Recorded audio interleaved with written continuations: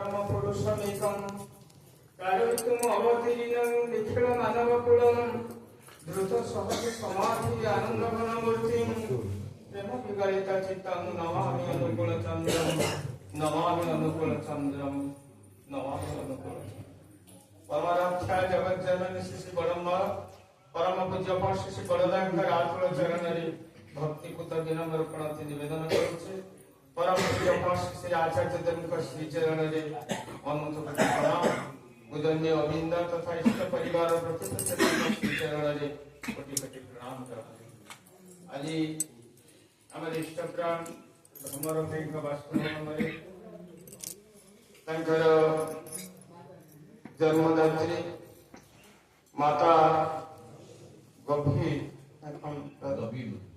मांकर देहांतर चतुर्दश दिवस उपलक्षे बासभवन अनुष्ठित होता विशेष सत्संग बरीन परिचालक महोदय उपस्थित पूज्य नीतिक देवता मंडली कर्मी भाई गुरु भाई मातृ मंडली सुरुचि सज्जन मंडली छोट छोट पिला समस्त अंतर सविद्या जय गुरु निवेदन कर सुंदर भाव आम विनती प्रार्थना भजन पुरुष कीर्तन अनुष्ठित है एक दिव्य आध्यात्मिक परिवेश सृष्टि जो मैंने अंशग्रहण कर समस्त सार्विक कल्याण शिव दपंकजरे प्रार्थना जनाइबा सहित सत्संग योगदान कर प्रत्येक माँ भाई समस्त सार्विक कल्याण कामना करुचे एवं से विदेही आत्मा गोफे मांकर जो आत्मार सदगति हो परम पिता श्रीपद पंकजरे पुनर्बार मु बार बार प्रार्थना जनाऊँगी तत्सहित भ्रमर भाई एवं ए परिवार परिजन समस्त सुस्थ स्वस्थ इष्टिभूत निरामय दीर्घ जीवन कामना करुचे सुंदर भाव आज आम समवेत आज सत्संग समस्ते उपभोग करुचे किंतु ये घर जे स्रष्टा ये घर जे मुरबी जे पुत्र कन्या मान को सृष्टि करथिले से आज नहांती समस्त अछंती किंतु आज जणे नहांती जहाँ पाई आज आम प्रभु पाखे आत्मार सद्गति प्रार्थना करुचे एटा होची सृष्टिर नियम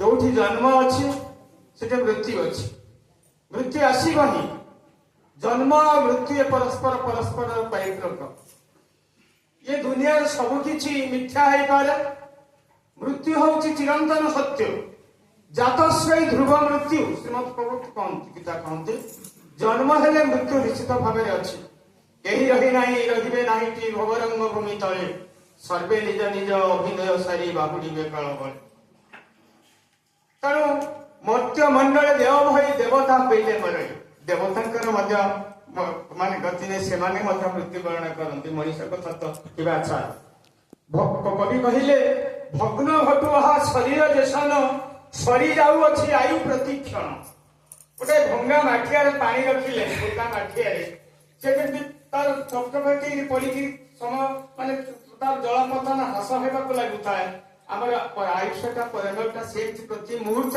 चली जाऊे सत्संग जो बसीचे आज 1.5 घंटा बसवा अनेक ह्रास हो जाए कि कथा आम जापारूना कवि कहते विद्युत ज्योति परि जीवन अस्थायी यही क्षण अच्छी यही क्षण ना तेणु ये जीवनटा हूँ से आज चली जा जो माँ गभीर माँ प्रिय सुपुत्र भ्रमर भाई आज दादा कहते माँ स्मृतिचारण कथा माँ श्रद्धांजलि कथा मुझे माँ संस्पर्श विशेष आसीना तेणु एटिकी आखि बुझी कहीपरि गोटे गछ को गछर फल को देखिले से गछटा केमतिया जना पड़ो आज आम भ्रमर भाई को देखिले आम जाना पिता माता केमिति थिले निर्द्वंद्व आम कहीपर से पिता माता केमिति थिले भ्रमर भाई को देखिले तेणु माँ निश्चित भाव से स्नेहमयी करुणामयी ममतामयी एवं से निश्चित भाव से जड़े प्रकृत संतान बश्चला जननी होते मात्र सन्देह ना कारण परिवार परिजन जो इष्टप्राण ଯୋଉଠି ଠାକୁରଙ୍କର ଆରାଧନା ହଉଛି, ଯୋଉଠି ଇଷ୍ଟ ପୈତୃକ ଜୀବ ଯୋଉମାନେ ଦଫନ କରୁଛନ୍ତି, ସେଠି ନିଶ୍ଚିତ ଭାବରେ ମା ସେଇଭଳି ହେଇଥିବେ। ନିଶ୍ଚିତ ଏଥିରେ କୌଣସି ପ୍ରକାର ଦ୍ୱିଧା କରିବାର ନାହିଁ। କାରଣ ମୃତ୍ୟୁ ମଣିଷ ଜୀବନରେ ଆସିବ, ତେଣୁ ସେଥିପାଇଁ ଶୋକ କରିବା ଆବଶ୍ୟକତା ନାହିଁ। ମୃତ୍ୟୁ ମାନେ ଏଭଳି ଗୋଟେ ଜିନିଷ, ଠାକୁର କହୁଥିଲେ ଯେ ମୃତ୍ୟୁର ଆମେ ଦେଖିବା, ଆମେ ଜାଣିବା ଯେ ମୃତ୍ୟୁଟା କଣ, ମରଣଟା କଣ, କେମିତି ହୁଏ।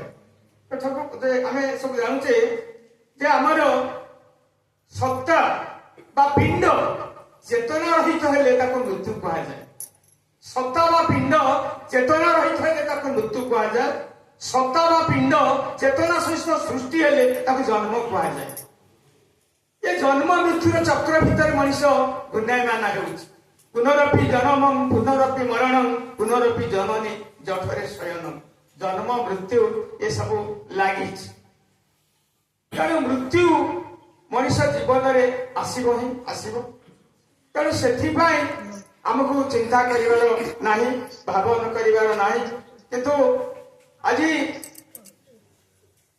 ଠାକୁର ସେଦିନ କହୁଥିଲେ, ଜୀବନଟା ତ ସମୟ ସହିତ ଚାଲିଛି ଭାସି ନିତ୍ୟଦିନ, ତୁ କିମ୍ବା ସେଥିରେ ଅବସର ହେବୁ ରହିବୁ ବା ହୋଇ ନିତ୍ୟ ରହିଲ। ତେଣୁ ଜୀବନଟା ଚାଲିଛି, ସମୟ ତ ଚାଲିଯାଇଛି, କାଳସ୍ରୋତରେ ଭାସି ଚାଲିଛି। ସେଥିପାଇଁ ଆମେ ଚିନ୍ତିତ ହବା ନାହିଁ। ତାକୁ କହୁଛନ୍ତି ଏ ସମୟ, ଲାଇଫ ସ୍ପାନଟା ହଉଛି ଖୁବ ସ୍ୱଳ୍ପ ସମୟ। ଆମେ ସ୍ୱଳ୍ପ ସମୟ ପାଇଁ ଆସିଛେ। ତେଣୁ ଏଇ ସ୍ୱଳ୍ପ ସମୟକୁ, ଏଇ ଲାଇଫ ସ୍ପାନଟାକୁ ଆମେ କେମିତି ତାର ସଦ୍ବିନିଯୋଗ କରିବା। ବାଲ୍ୟକାଳ ଧର୍ମ ଧନମୁ ସଞ୍ଜୀବୀ, ଏ ଜୀବନ ଅନିଶ୍ଚିତ, କେଜାଣେ କାହାର ଆଜି ମୃତ୍ୟୁକାଳ ହୋଇଯିବ ଉପସ୍ଥିତ। ତେଣୁ ଏ ଜୀବନର ସଦ୍ବିନିଯୋଗ ଆମେ କରିବା। କାରଣ ଆମ ରହଣି ସ୍ୱଳ୍ପ ସମୟ ପାଇଁ।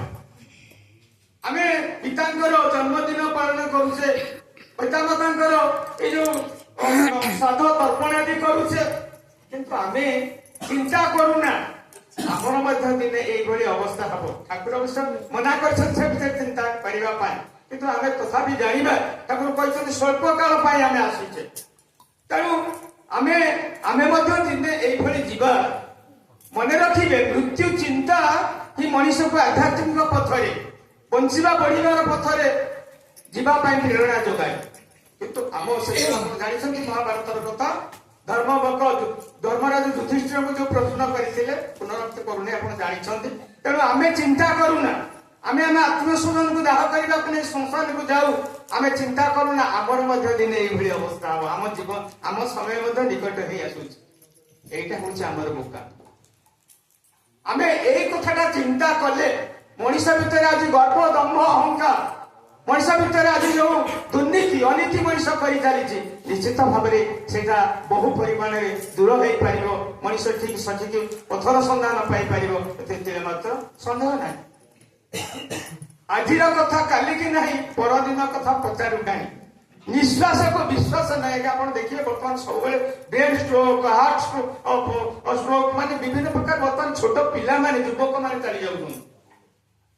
ତେଣୁ ଏ ଜୀବନକୁ କଣ କେଉଁ ବା ବିଶ୍ୱାସ ଭରସା ନାହିଁ ଅଛି। ତେଣୁ ଆପଣମାନେ ଆମେ ତାକୁ ଚିନ୍ତା କରିବା, ଏ ଜୀବନଟାର ସଦ୍ବିନିଯୋଗ, ସ୍ୱଳ୍ପ ସମୟ ତାକୁ ଆମେ ତାର ସଦ୍ବିନିଯୋଗ କରିବା। ତାକୁ ମାନେ ସେଦିନ ଏଇ ଯୋଉ କହୁଛି, ସେଦିନ ମହାଭାରତ ଯୁଦ୍ଧ ସରିଯାଇଥାଏ। ଧର୍ମରାଜ ଯୁଧିଷ୍ଠିର ରାଜସିଂହାସନରେ ଅଭିଷିକ୍ତ ହେଇଥାନ୍ତି। ଧର୍ମରାଜ ଗୋଟେ ସଭାରେ, ରାଜସଭାରେ ବସିଛନ୍ତି। ଜଣେ ଭିକ୍ଷାର୍ଥୀ ବ୍ରାହ୍ମଣ ଆସିଲେ ତାଙ୍କଠାରୁ ଭିକ୍ଷା ନେବା ପାଇଁ ଯୁଧିଷ୍ଠିରଙ୍କ ଠାରୁ। ସେ ଭୀମସେନ ରହିଥିଲେ। ଭୀମସେନକୁ ଭେଟିଲେ, ଆଜ୍ଞା ମୁଁ ଆସିଛି ଧର୍ମରାଜ ଯୁଧିଷ୍ଠିରଙ୍କ ପାଖରୁ କିଛି ଭିକ୍ଷା ଗ୍ରହଣ କରିବା ଉଦ୍ଦେଶ୍ୟରେ। ସେତେବେଳେ ମୋ ଭାଇ ଭ୍ରାତା ତ ଅଛନ୍ତି, ଭାଇ ତ ବର୍ତ୍ତମାନ ରାଜସଭାରେ ଅଛନ୍ତି, ତଥାପି ମୁଁ ଯାଉଛି। ସେ ଯାଇକି ଯୁଧିଷ୍ଠିରଙ୍କୁ ଜଣେଇଲେ, ମହାରାଜ, ଯେ ଜଣେ ଭିକ୍ଷାର୍ଥୀ ବ୍ରାହ୍ମଣ ଆସିଛି ଆପଣଙ୍କ ଠାରୁ ଆଜି ଭିକ୍ଷା ଗ୍ରହଣ କରିବା ପାଇଁ।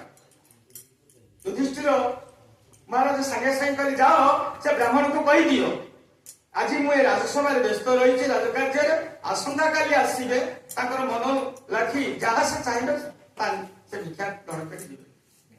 ଭୀମ ତାକୁ କିଛି ନ କହି ଆସିଗଲେ, କିନ୍ତୁ ସେ ଭିକ୍ଷାର୍ଥୀ ବ୍ରାହ୍ମଣକୁ କିଛି ଜଣେଇଲେ ନାହିଁ। ତାଙ୍କର ଶଙ୍ଖଟି ଧରି 3 ଥର ଶଙ୍ଖନାଦ କଲେ।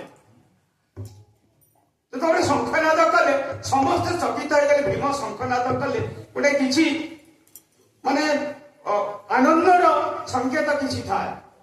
ତେଣୁ ସେ ଯେତେବେଳେ ଶଙ୍ଖନାଦ କରୁଛନ୍ତି ସେତେବେଳେ ସଭା କାର୍ଯ୍ୟ ସ୍ତବ୍ଧ ହେଇଗଲା। ଦୁଷ୍ଟମା ସବୁ ସମସ୍ତେ ଶଙ୍ଖନାଦ, ଭୀମ ଶଙ୍ଖନାଦ କରୁଛନ୍ତି, କଣ ହେଲା? 3 ଥର ଶଙ୍ଖନାଦ କଲେ, ସମସ୍ତେ ଛୁଟି ଆସିଲେ। କଣ ଗୋଟେ ଅଘଟଣ ଘଟିଲା ନା କରୁছে ଆନନ୍ଦରେ ଶଙ୍ଖନାଦ କରୁଛନ୍ତି, କଣ ହେଇଛି? ସମସ୍ତେ ଆସିଲେ। ଯେତେବେଳେ ଯୁଧିଷ୍ଠିର ଆସି ପାଖରେ ପହଞ୍ଚି ଗଲେ, କହିଲେ କଣ ଏଇ କଣ ଶଙ୍ଖନାଦ କଣ କଲ? ନା ଆଜ୍ଞା ମୁଁ ଏଇଥିପାଇଁ ଶଙ୍ଖନାଦ କଲି, ମୋର ଜ୍ୟେଷ୍ଠ ଭ୍ରାତା ଧର୍ମରାଜ ଯୁଧିଷ୍ଠିର ଆଜି କାଳକୁ ଜୟ କରିଗଲେ।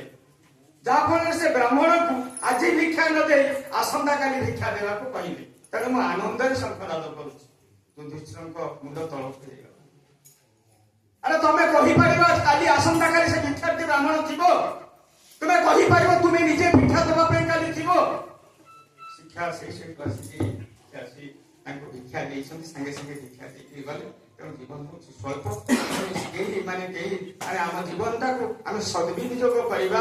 ମାନେ ସବୁଠାରୁ ମଣିଷର ଖାଦ୍ୟ ହଉଛି ଆମେ ଖାଦ୍ୟ ଗ୍ରହଣ କରିବା ଶରୀର ପାଇଁ। ମନର ଶୁଆକୁ ପଞ୍ଜୁରୀ ରଖିଲେ ତାକୁ ଖାଦ୍ୟ ଦେବାକୁ ପଡେ। ଏ ଯୋଉ ଶରୀର ରୂପକ ପଞ୍ଜୁରୀରେ ଶୁଆ ହଉଛି ତାର ଆତ୍ମା।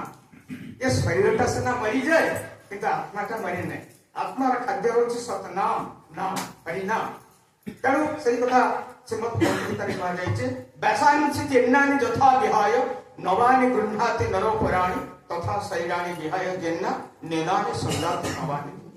ତେଣୁ ଘଟ ପରିବର୍ତ୍ତନ ମୃତ୍ୟୁ କହୁଛେ, ଆତ୍ମାରେ ଘଟ ପରିବର୍ତ୍ତନ ବୋଲି କୁହାଯାଇଛି। ତେଣୁ ଆସନ୍ତୁ, ଏ କଳିକାରେ ନାମ ବିନା ନାହିଁ ଆର ଧର୍ମ, ସର୍ବମନ୍ତ୍ର ସରନାମ ଏହି ଶାସ୍ତ୍ର ମର୍ମ। ଜୀବନରେ ସଦ୍ଗୁରୁ ଗ୍ରହଣ କରି ତାଙ୍କରି ଆଦେଶ ନିର୍ଦ୍ଦେଶ ପରିପାଳନ କରି ଚାଲିବା ଏବଂ ନିଜେ ସେଇ ନାମ ପ୍ରେମରେ ମାନେ ବିଭୋର ହେଇକରି ପ୍ରଭୁଙ୍କ ମାନେ ସ୍ମରଣ କରିବା। ମାନବ ଜନ୍ମରେ ଲାଭ ଯେବେ ଗୋବିନ୍ଦ ନାହିଁ ଭାବ, ଯଦି ଗୋବିନ୍ଦ ସଂସାରେ ଦରିଦ୍ର ସେଇ ମୋ ଭାବେ ଚିତ୍ତ ଯାହାର ନାହିଁ ସେ ସବୁ କହିଛନ୍ତି। ତେଣୁ ଆସନ୍ତୁ ସେଇ ନାମ ପ୍ରେମରେ ଏ ସମୟକୁ ବିତେଇ ଦେଇକିରି ପ୍ରଭୁଙ୍କର